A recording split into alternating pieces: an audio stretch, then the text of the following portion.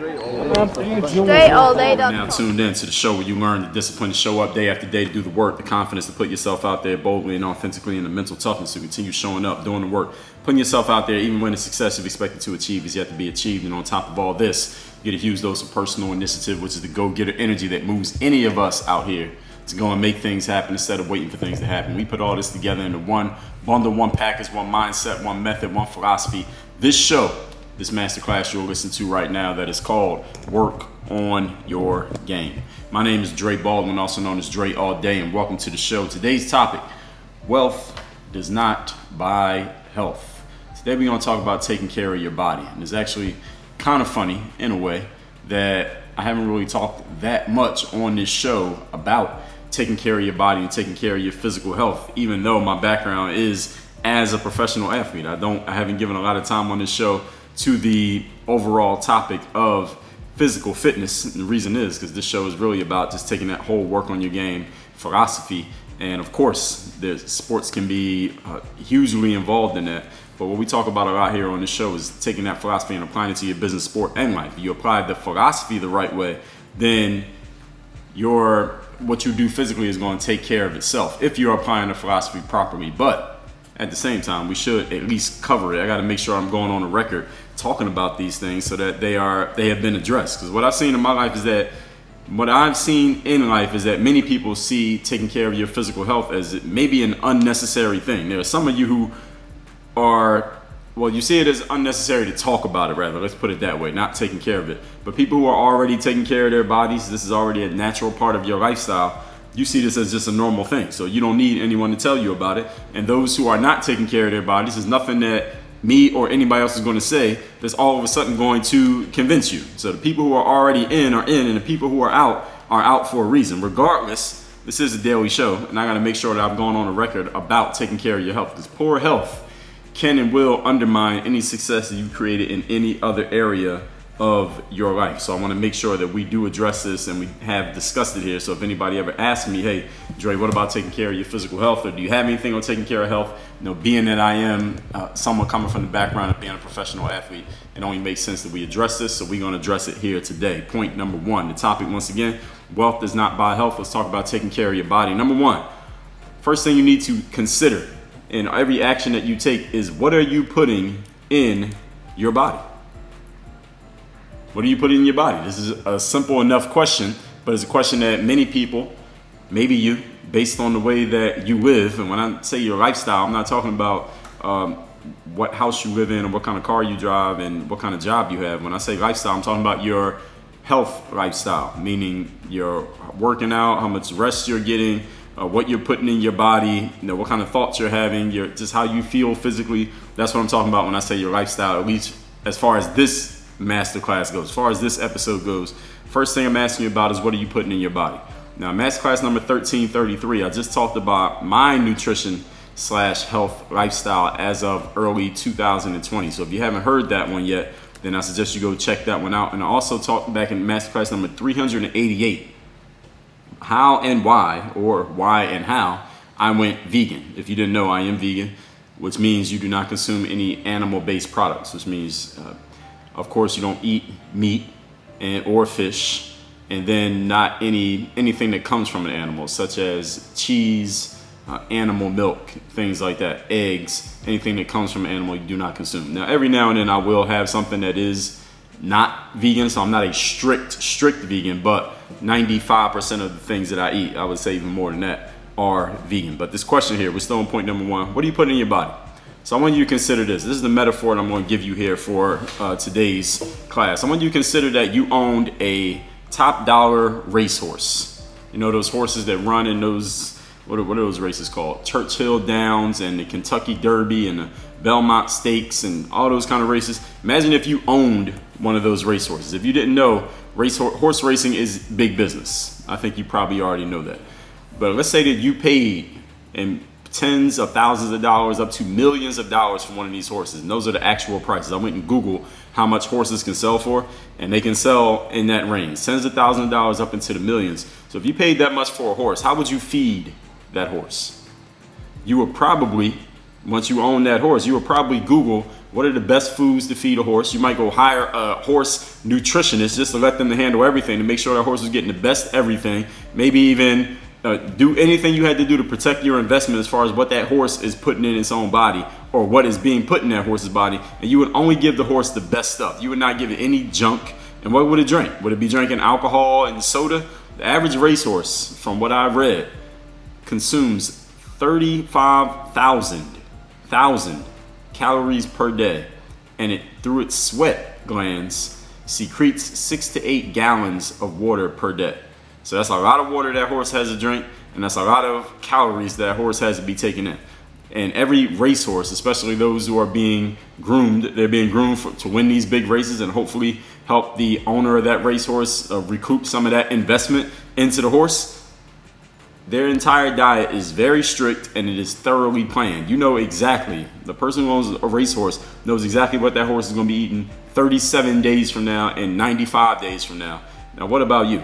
Maybe you don't plan yours out that much. Maybe you like a little bit more variety in your life. Maybe every now and then you want a cheat day or a cheat weekend or a cheat month. But if you own a racehorse, and that racehorse is every chance that you have of recouping your investment in that horse. Let's say you paid $800,000 for the horse. The only chance you have of recouping your $800,000 plus whatever you got to spend on the upkeep for that horse and the trainer for the horse and the nutrition for the horse and the food and anyone you hire who's going to help groom and train your horse. The only chance you have of recouping that investment is either selling that horse to somebody else, which will probably be hard to get the exact same amount of money that you spent if that horse hasn't gone and won any races. Or the other way is probably that horse needs to get in some races and needs to actually be successful. Because it's not successful in any races, then why would anybody want to buy the horse from you? At least at anywhere close to the price that you paid for it. So what would you do with that horse when it comes to what the horse is putting in his body? How would you feed it? What would you allow it to eat? Would you pay close attention to everything that's going into it? Would you pay close attention to everything that's coming out of it and make sure that it's in the type of shape that it needs to be in? Because if that horse can't get out on that track and win, then you just put $800,000 into an investment that ain't going anywhere. All right, you do that too often, you ain't gonna be in business for too long. So now looking at yourself, again, you're human. Maybe you won't be as thoroughly regimented or as strict as you would be with your horse. But what are you putting in your body? Are you putting things in your body that are making you better, sharper, more focused, giving you energy? Or are you putting things in your body that are doing the opposite? Now, you know there's no neutral in the universe. You're either getting better or getting worse with every action that you take, every decision that you make.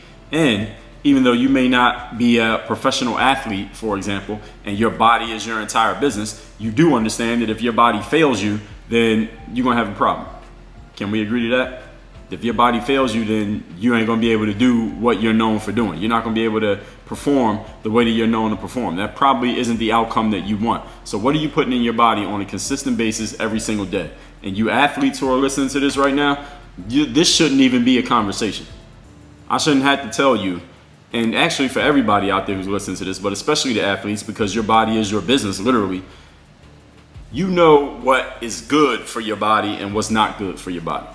You know, sometimes people ask me, well, Dre, what are some good foods that I can eat for this? Or what are some things that I shouldn't eat? Listen, if you can understand the words that are coming out of my mouth right now, and you're listening to an audio show, which means you're probably smarter than the average individual out there, that means you are smart enough to know what's going to help your body and what's going to hurt your body.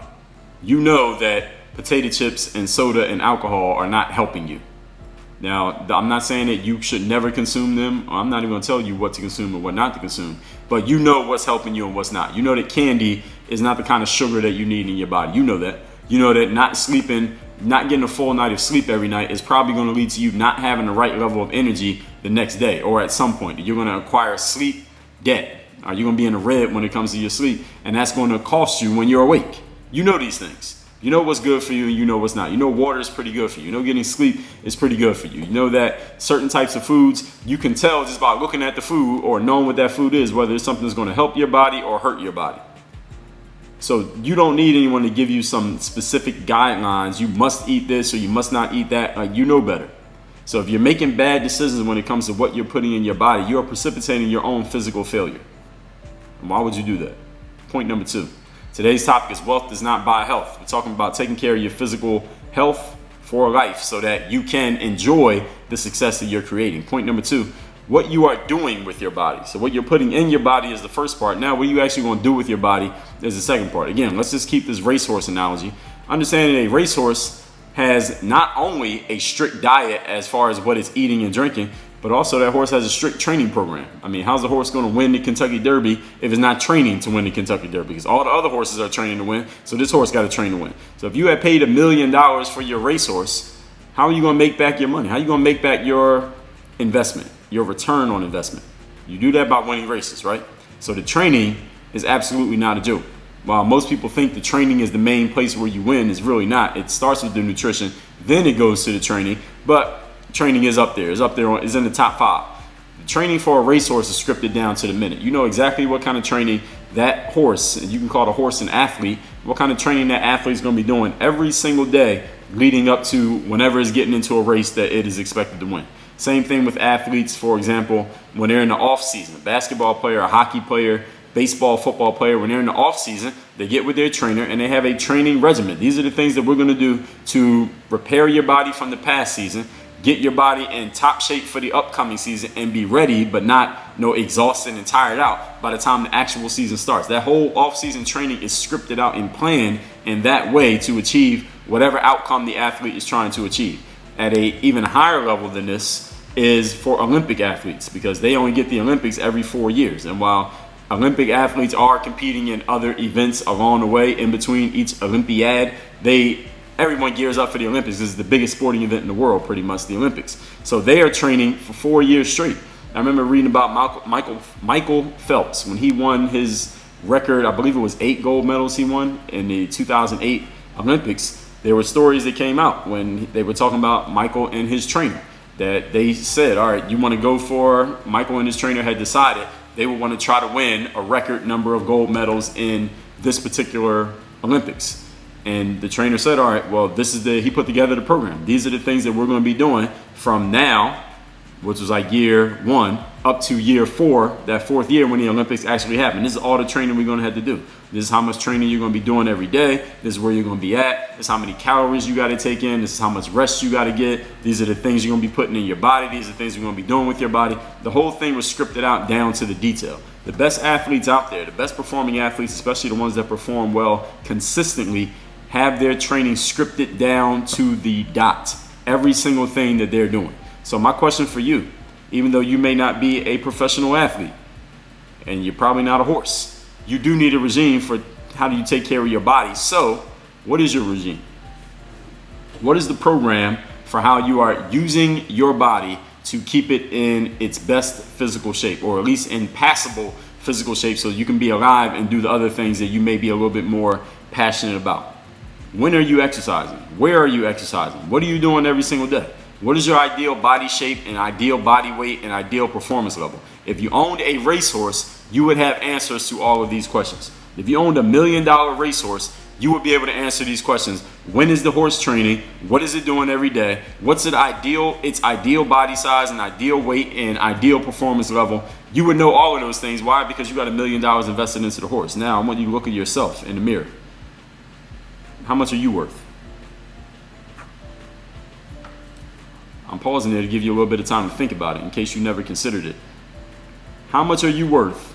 And what is your regime for training your body and keeping your body in its best possible shape? Again, if you owned a horse, you would know, and the horse might be worth $1 million. Well, how much are you worth? The simple way you can figure out how much you're worth is the question is, if you had unlimited funds, how much would you pay to stay alive? That's how much you're worth. Okay? Now, how much do you know what you're doing with your body? How many of those questions can you answer? Point number 3. Today's topic is wealth does not buy health, making sure you are taking care of your physical body. The third thing is how you treat your body.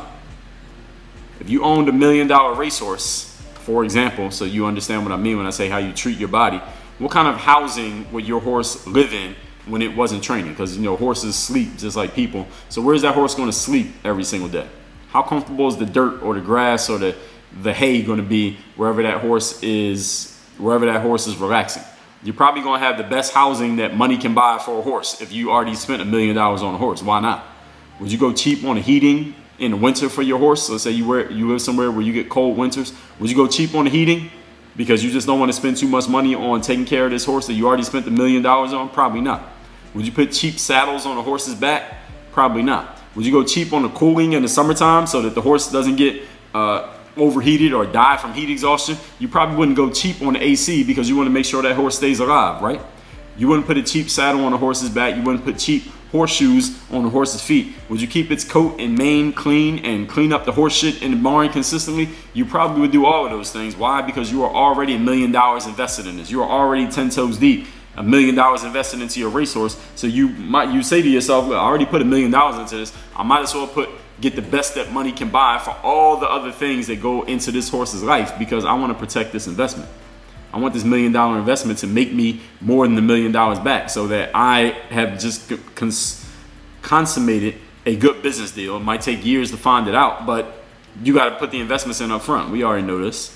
If your horse got sick, that $1 million horse that you bought, how quickly would you ring the doctor, the horse doctor, to come out and check out that horse and find out what's going on?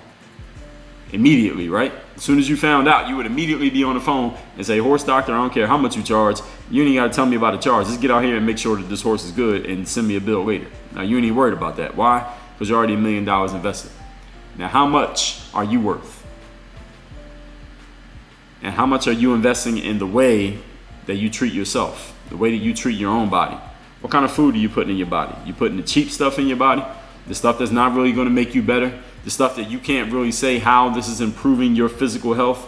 Are you putting that in your body, or are you putting the best of the best in your body because you know that wealth can't buy health, but wealth can buy the things that will help maintain your health? What are you doing with your body?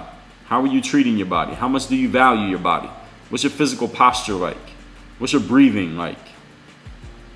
If you notice something is wrong with your body, do you do something about it? Do you figure out what's going on and try to fix it, or do you just leave it there and not do anything about it? Say, hey, I'll get to it whenever I get to it, or I'll wait till it's an emergency and the doctor calls, or I got to call the doctor. What are you doing with your body?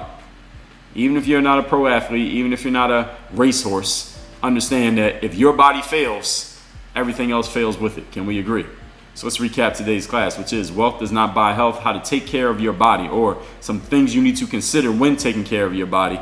I'm going on the record with this because I haven't really talked about physical health that much here on this show, ironically, being that I'm a former athlete. But regardless, I'm going to make sure I'm on the record with this, because poor health can and will undermine success in every other area of your life. Everyone listening to this, you probably know someone who has some success going in certain areas of their life, but when their health failed, everything else fell apart with it because they were not physically capable of maintaining that wealth, that health or wealth in other areas of life. Point number one, what are you putting in your body? If you owned a top dollar racehorse, and these horses can sell for up to millions of dollars, you paid that much for a horse, what would you feed it? You would find out the best foods to give a horse. You would hire a horse nutritionist, and you would only give it the best stuff, no junk, only water, no alcohol, no soda. Why? Because you know how valuable that horse's body is. How valuable is your body? Point number two, what do you do with your body? Racehorse has not only a strict diet, but a strict training program. You paid $1 million for a horse, you want that horse to win some races, right? How is it going to win races if it doesn't train? So its training is not a joke. That training is scripted down to the minute. Even if you're not a horse or an athlete, you do need a regime for how you take care of your body. When do you exercise? What are you doing every day? What's your ideal body shape, your ideal body weight, your ideal performance level? If you owned a horse, you would know the answers to these questions for your horse. And what about you? And point number three, how are you treating your body? If you had a horse that you invested $1 million in, what kind of housing would you have a horse living in and sleeping in every day? What kind of hay would it be feeding on? What kind of water would it be drinking? Probably the best that you could afford and the best that you could find. Would you go cheap on the heating or cheap on the cooling for your horse if you paid $1 million for it? Would you put cheap saddles on his back, cheap horseshoes on his feet? Of course not. If your horse was sick, how quickly would you call the doctor to come check him out? Now, all those questions, what are you doing with your own body? How much urgency do you have about taking care of yourself when something seems off, when something seems wrong? How much are you investing into what you put in your body on a consistent basis? Are you putting the cheap stuff in there that's going to accelerate your path to death? Or are you putting the good stuff in there that's actually going to help you live longer and be healthier and be able to enjoy your wealth and health longer and more fully? These are questions that you need to answer. I'm giving them to you as rhetorical questions, but you need to have answers to these questions because, again, if your physical health fails, it does not matter how much success you have created in other areas. You will not be around much longer to enjoy it. And then your kids will get to spend all your money. Work on your game. Dre all day.